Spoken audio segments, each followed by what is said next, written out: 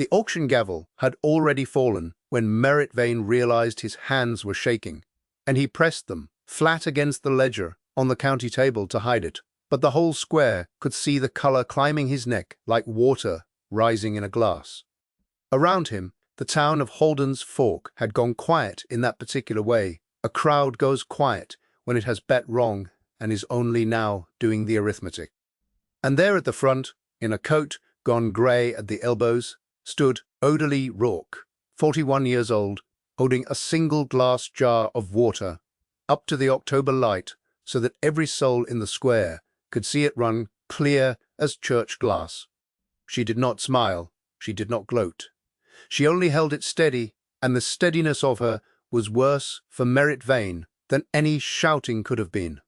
But I am getting ahead of the whole thing, the way a river gets ahead of itself in flood, because 7 years before that morning, in the square, this same town had agreed among itself, at kitchen tables, and at the feed counter, and in the pews of the little clapboard church, that Odeley Rourke had lost her mind. And by the way, wherever in the world you're watching from right now, let me know in the comments. I love seeing how far these stories reach. Okay, where were we? Yes, 7 years before, and the ground white, with an early frost, and a woman nobody wanted to look at buying the one thing nobody else in 3 counties would touch. Understand what she bought, because the whole story turns on it. There is a stretch of lowland along the eastern edge of Holden's Fork where a slow, muddy watercourse called Sorrel Creek loses its banks every spring and lies over the fields like a spilled thing that will not be wiped up. 40 acres of it, 40 acres of Black Creek bottom that flooded in April, baked to cracked pavement in August, and grew nothing but cattails, sedge, and the particular disappointment of every man who had ever tried to farm it. The last owner had walked away and left the county holding the deed for back taxes. When it went to auction that frost-white morning, the auctioneer read the parcel out, and the men along the rail laughed before he even finished, because everyone knew it as the sump, and everyone knew that the sump was worthless mud. The bidding opened at $50 and drew nothing but a few coughs. It fell to 40, then 30. And then a voice from the back said, clear and level, $30. And the whole rail turned to see the widow Rourke, who had no business bidding on anything, who, by all the town's careful reckoning, ought to have taken her small grief and moved back east to her people. Merritt Vane, who was younger then, and already the biggest landholder on the good high ground, laughed loudest of all. "Let her have the swamp," he called out. "It suits." And so, for $30, on a morning that froze the puddles in the wagon ruts, Odeley Rourke became the owner of 40 acres of drowned ground that the town had priced at nothing because it could not imagine the ground as anything else. To understand why she did it, you have to understand what she had lost.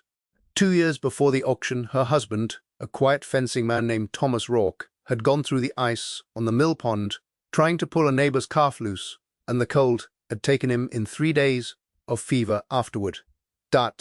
He left her a rented house, a debt at the general store, and no children, which in Holden's Fork was counted as a mercy and a tragedy in the same breath. The town had been kind at first, the way towns are kind, with covered dishes and long faces, and then it had grown impatient because grief that stays too long begins to look like stubbornness, and stubbornness in a woman alone begins to look like a rebuke. They wanted her to leave so they could stop feeling the shape of her sorrow at the edge of their comfortable lives. She would not leave. She had walked that creek bottom with Thomas in the first year of their marriage, and he had stood in the muck up to his ankles and said something she never repeated to anyone. And after he died, the walking of that ground was the last conversation they had left. So she stayed, and she bought it, and the town decided she was mad.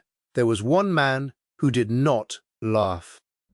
Across the section line from the sump lived an old man the town called only the Dutchman, though he had come from the low flat country of Friesland 50 years gone, and his name was Wessel Brock. He was near 80, then bent like a fence post that had settled, with hands the color of oiled leather and eyes that had spent a lifetime reading water. His people, he told her once, had made whole countries out of the sea by learning where water wanted to go and then telling it, politely, to go elsewhere. He came to her fence the week after the auction, leaning on a stick, and he looked out at the drowned 40 acres for a long time before he spoke. "They see mud," he said, and his old voice folded the words in a way that made them heavier. "You must learn to see the road under the mud." She asked him what he meant. He tapped the earth with his stick. "Water is not the enemy of the ground, Mrs. Water is only a guest that has forgotten the door. Show it the door, and the ground will thank you all its life." Then he said the thing she would carry in her chest for 7 years, the thing she would repeat to herself on the black mornings when the arithmetic of survival. "The wettest field," he said, "is only a spring that no one has taught to speak." She did not understand him fully that first winter, but she understood there was a difference between drowned and doomed, and that the difference was work. And work was the one currency she had left in abundance. There was a child, too, and I would be telling this wrong if I left the child out. Her name was Pell, a thin girl of 8 who belonged, in the loose way the town belonged, its unwanted things, to the Vane household, where she had come as a distant orphaned cousin, and stayed as something between a ward and a servant. Merritt Vane fed her and clothed her poorly, and forgot her the rest of the time. And so the girl went where she was not forgotten, and that was the fence line of the sump where the strange widow was doing strange things to worthless ground. Pell would sit on the top rail with her heels hooked under the second and watch, and after a while she stopped watching and started handing tools, and after a while longer she stopped being a girl who watched and became, though no papers ever said it, Odalie Rourke's silent partner. It was Pell who named the tank. But that comes later. First there was the ground, and the terrible patient winter, and the arithmetic. Here is the arithmetic Odalie ran that first winter, sitting at Thomas's table with a stub of pencil and the back of a seed catalogue. She had, after buying the land, $17 and a store debt of $41. He had one horse, old and sway-backed, and a plough that had been Thomas's. She had no money for the great coils of clay, drainage tile that a rich man would have bought to dry a wet field, and no money to hire the men to lay them if she had. What she had was the old Dutchman across the line, who had drained wet ground with his own hands in a country under the sea, and who was too old to farm his own place anymore, and too proud to admit he was lonely. And she had 40 acres that everyone agreed was worthless, which meant, and this was the whole seed of the thing, that no one was watching it. No one cares where the worthless money goes. No one guards the ground they have priced at nothing. She could fail in privacy, and privacy, she was learning, was the only luxury the poor could hoard.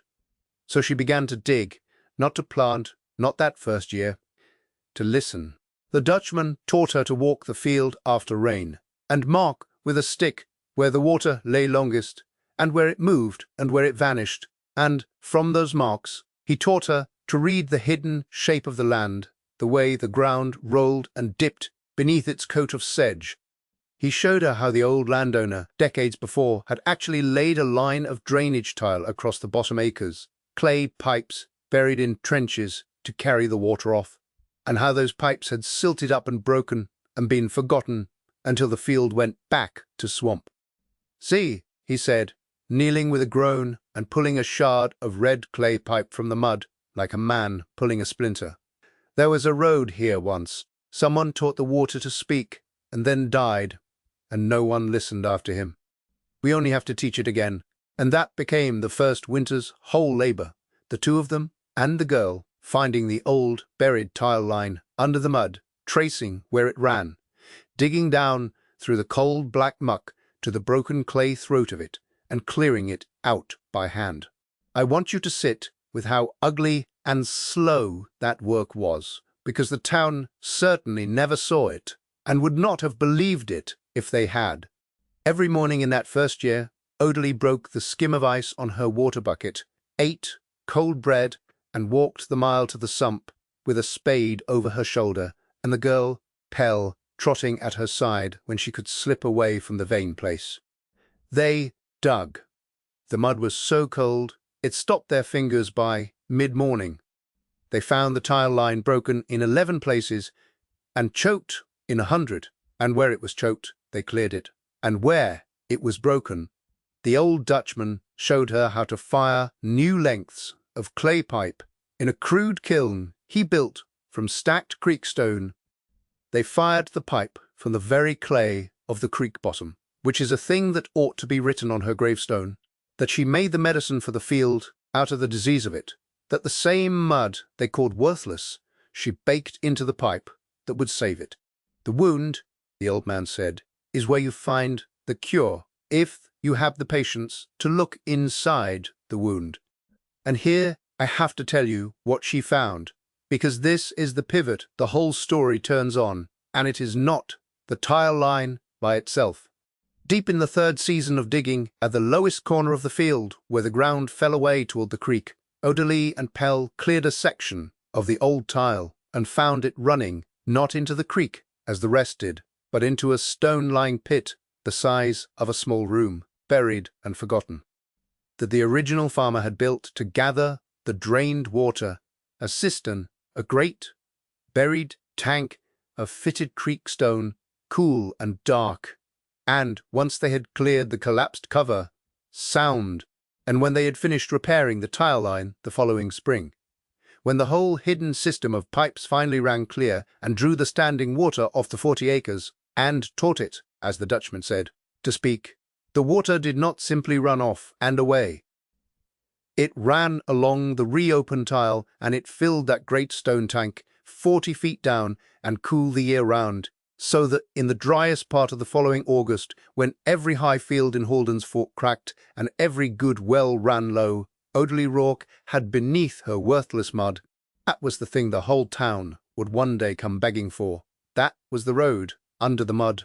It took 7 years all told, and I will not pretend the middle years were anything but hard. The old horse died in the 4th winter, and she pulled the plough herself, with the girl leading. The store debt she paid off $1 at a time by selling reeds she cut and dried for chair caners, which was the only crop the half-drained field would give her at first. She lived so thin that the church women clucked and left baskets on her step, and she took the baskets because pride is a luxury, and she had already spent all her luxuries on privacy, but she never once explained what she was building down in the sump, and no one ever thought to ask, because you do not ask the mad woman what her madness is for. She banked her progress the way the old Dutchman banked his fire at night, coals under ash, hidden and hot and waiting. She let them think it was worthless mud. She let them think it right up until the drought. Now I have to bring Merritt Vane forward, because a story like this needs a man who confuses price with worth, and Halden's Fork had made one of exactly the right size. In those 7 years, Vane had grown from the biggest landholder into something closer to the town's banker and lord together. He held paper on half the farms in the district. He owned the gristmill, and more to the point, he owned the deep public well by the mill and the right to sell its water, and he set the price of that water in the dry months. And the price he set was always, he said with a wide, sad smile, only what the market bore. He had watched Odalie Rourke's 40 acres for 7 years, the way a cat watches a hole, waiting for her to fail so he could buy the sump cheap and roll it into the section he owned around it, and he could not understand why she had not failed. Twice he rode out and offered to buy her out, and the offers were framed as kindness, as rescue, as a Christian man lifting a poor widow from a burden too heavy for her. $40, he said the first time, riding along her fence. $10 more than you paid for the swamp. You'll not do better, and I'll not have a neighbor starve on principle. She looked at him a long moment and said, only it's not for sale, and went back to her digging. And he rode off, telling himself she was too proud to know her own good, which is the story the powerful always tell about the people they cannot buy. The second time he came, it was the 5th year, and he raised his offer to 60 and larded it with more concern, and she gave him the same 4 words, and this time the silence after them followed him a whole mile down the road and would not be shaken off, because there is nothing a man like Merritt Vane can do with silence. He can argue with a price, he can outbid a rival, but a quiet woman who simply will not, who answers his generosity with a flat, still no, and then turns her back to keep digging in the mud he priced at nothing, that woman gets into a man's sleep. He began to hate her, though he called it worry. He began, in the town's hearing, to hint that there was something not right about a woman who spent 7 years alone in a swamp, something unnatural, that maybe the ground down there was cursed the way the old-timers said, that maybe she was down there for reasons a decent town oughtn't to name. It is always easier, you see, to believe a thing is rotten than to admit you were a fool to mock it. That refrain ran under everything the town said about her, though not one of them could have put words to it. Easier to call the ground cursed than to wonder if the mud was worth more than your high, dry acres. Easier to call her mad than to fetch a spade and go see what she was building. Then came the summer of the great drought, and everything the town believed turned over in a single season, like a wagon going into a ditch. It began in May, with the sky that would not cloud. The spring rains, which every farm in Halden's Fork depended on, to fill the ponds and charge the shallow wells, simply did not come. June baked. July was a furnace. The good high ground that everyone had always envied, the deep loam of the Vane section and the fields the town had priced so dear, cracked open in seams a man could lose his boot in, and the corn stood in the fields, curled and pale and finely brown, dying on its feet.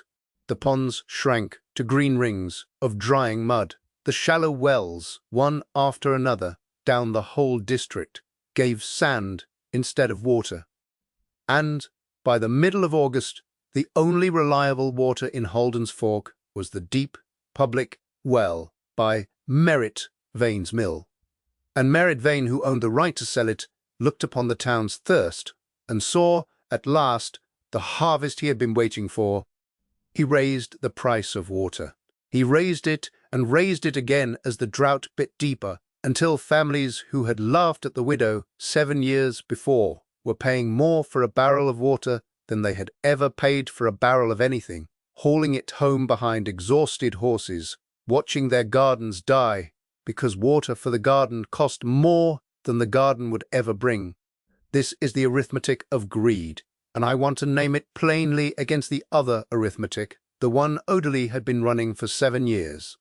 The arithmetic of greed asks only how much a man can take before the taking kills the thing he takes from. The arithmetic of survival asks how little a body needs and how to make the ground give it freely. Vane was doing the first sum. Odeley had been doing the second sum since a frost-white morning 7 years gone, because while the whole district cracked and thirsted, the 40 acres of worthless mud along Sorrel Creek stayed green.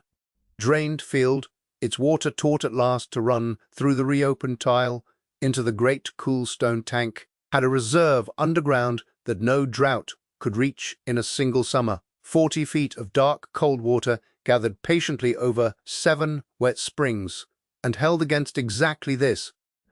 Odeley watered her garden and her modest half-acre of proper crops from the tank with a bucket on a rope, and the girl Pell, who was 15 now and no longer thin, worked the windlass, and the two of them stood in a green field in the middle of a brown and dying county, and for a long while the town. It was a child who noticed first, of course, the way children see the thing the grown fools miss.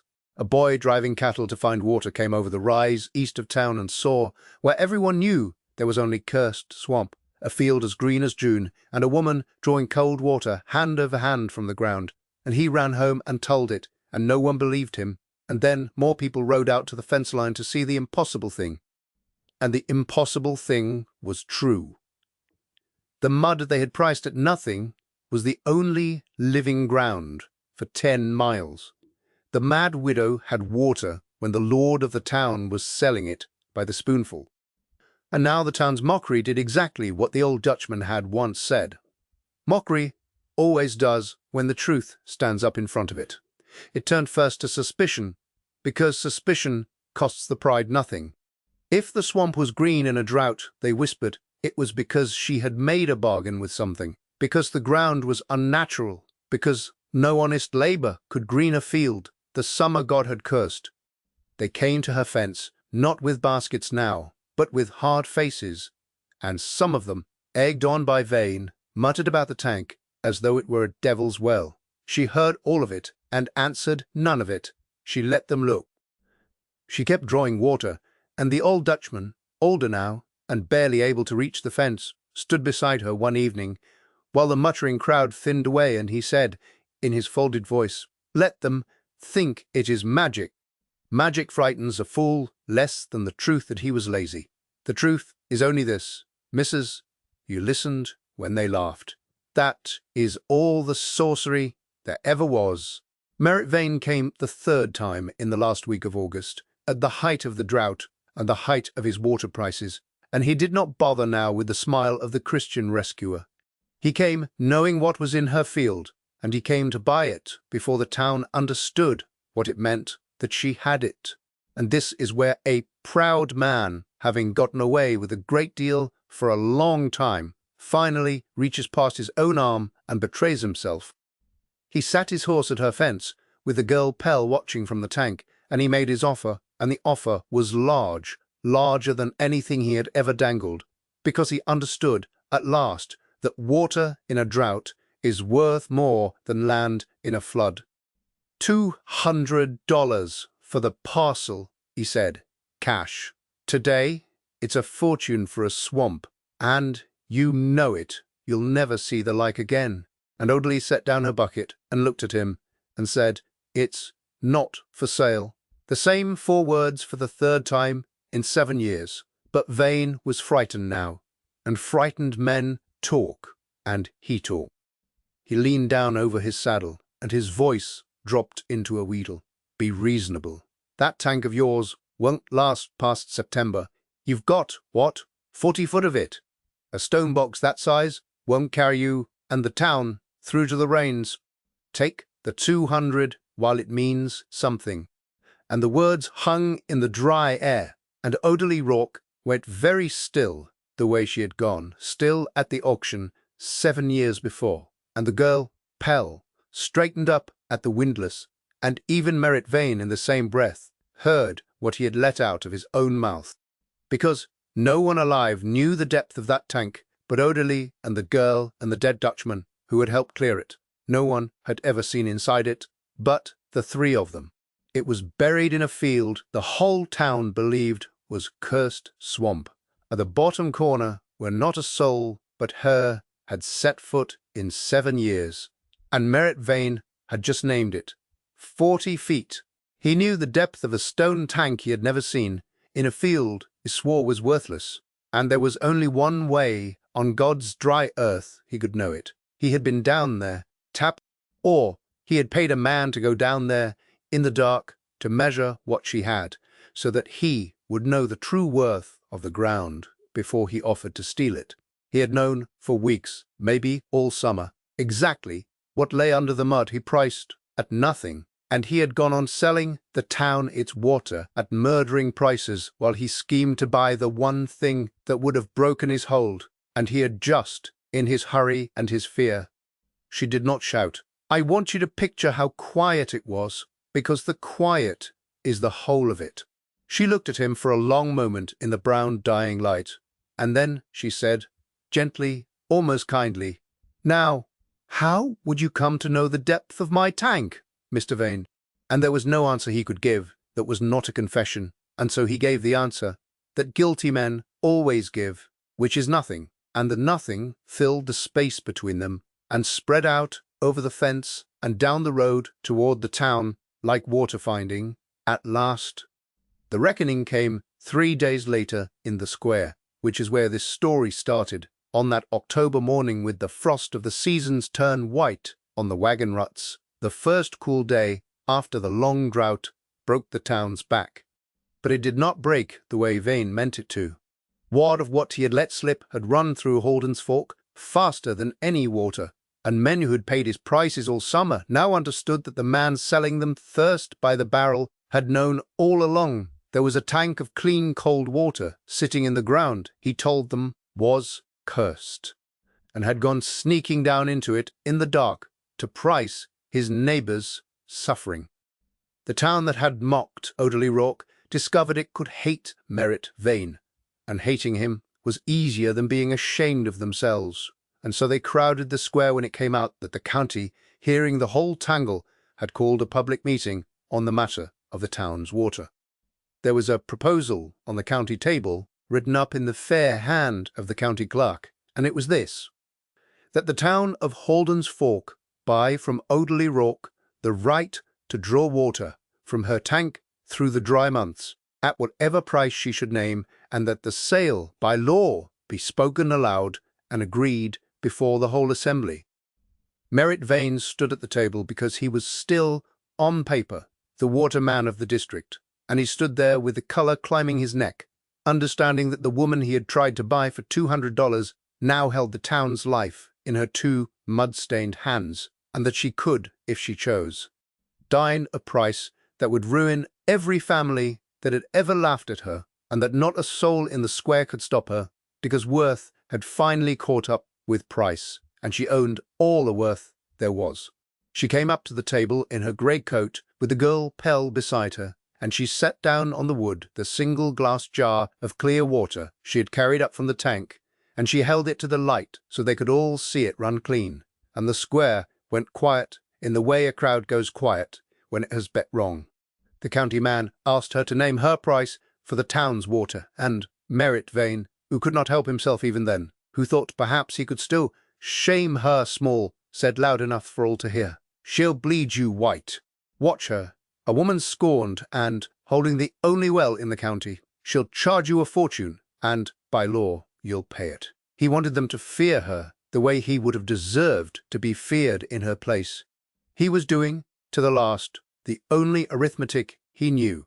Odeley let his words settle. Then she looked out over the square, over the faces that had brought her baskets, and then hard stares over the men who had laughed at the auction, and the women who had whispered she was mad, and the children who had run to tell that the swamp was green, and she named her price. $30, she said, for the town, for all of it, all the dry months, this year and every year. I have water to give. $30. A silence. It is what I paid for the ground you told me was worthless. It seems a fair figure to give it back at. I do not think there was a person in Holden's Fork who understood, in that first instant, what she had done to them. She had named the price of the mud. She had handed the town its water for the same $30 that had bought her 7 years of their scorn, and in doing it, she had made two things plain in one breath. She had made plain that the ground had never been worthless, only unseen. And she had made plain, standing there giving away a fortune she was fully within her right to charge, that she was a different order of creature than the man who had spent the summer selling thirst by the barrel. She could have bled them white. She chose instead to hand them the door that the water had been looking for all along. And the difference between what she could have taken and what she chose to give was so large and so quiet and so completely without triumph that it did to Merritt Vane what no punishment the county could have devised would ever have done. It made him small in the one place he had always felt tall, in front of the whole town, in the arithmetic of worth where he had spent his whole life confusing the price of a thing with what the thing could become. He left the square before the meeting ended. He was not run out. No one needed to run him out. He simply understood, the way you understand a season has turned, that the waterman was no longer the man who mattered in Holden's Fork, and within the year he sold his paper and his mill and his deep, dry well and moved on to some other town that had not yet learned the difference between a price. The town let him go. Ah, they had a green field now, and a stone tank, and a woman who had taught the water to speak. And they had learned, too late to keep their pride, but not too late to keep their honor, that you mend a broken town the same way you mend broken ground, patiently, with your hands, by finding the old buried line that carries the life through and clearing it. Harbor, one cold length at a time. The 40 acres are not called the sump anymore. The girl, Pell, who is a grown woman now and never did go back to being anyone's forgotten cousin, named the tank herself, the summer of the drought, when she was 15, and hauling water hand over hand for a county that had begun sheepishly to line up at the fence. She called it the listening well, because Odalie had told her the old Dutchman's word for it, that the water was only a spring. No one had taught to speak, and the name stuck the way true names do. Wesselbrock lived to see the town come to the fence for water, and he died that winter in his own bed with the frost on the window. An old man from a country under the sea who had made one last piece of dry ground out of one last patch of drowned one, and Odalie sat with him. Folding the words heavy the way he always had was the thing he had said at the fence 7 years before. The wettest field is only a spring. No one has taught to speak. You taught it, missus. Now teach the town. And she did, in the small way that lasts. There is a cooperative now that keeps the tile lines clear the length of Sorrel Creek, and other low fields up and down the bottom have been drained and greened by neighbours who came, hat in hand, to ask the mad widow how it was done, and she told them, every one, and charged them nothing but their labour, because she had learned in 7 years of privacy that a thing kept secret dies with you, and a thing given away outlives you. The town that priced her ground at nothing draws its dry season water from her tank still for $30 a year, and every August, when the sky goes brass and the high fields begin to thirst, someone remembers what it cost them once. Odalie Rourke is old now herself, and she is not alone, which is the part of the ending I have saved for last, because the story opened on a widow the whole town wanted gone, and it ought to close on a woman. Has Pell, who runs the cooperative and calls her mother, though no papers ever said it, and she has the children Pell brought into the world, who fish for minnows in the reeds she once cut to pay a store debt, and she has the standing of a person who was right, which is a quiet standing and needs no announcing. She keeps a jar of clear water on the sill of Thomas's old house, drawn from the listening well, and on the black mornings that come to everyone, she looks at it run clean in the light and does the only arithmetic that ever mattered. $30 for the ground, 7 years for the digging. One old man's borrowed wisdom, one watchful child, one dead husband's last unrepeated sentence in the muck of a spring long gone, set against a town's whole thirst, answered and answered fair, and answered still. The accounts of a life, at last in balance. The wound was where the sweetness entered, and the water, taught after all this time to speak, says her name every dry summer to a town that will not forget it again.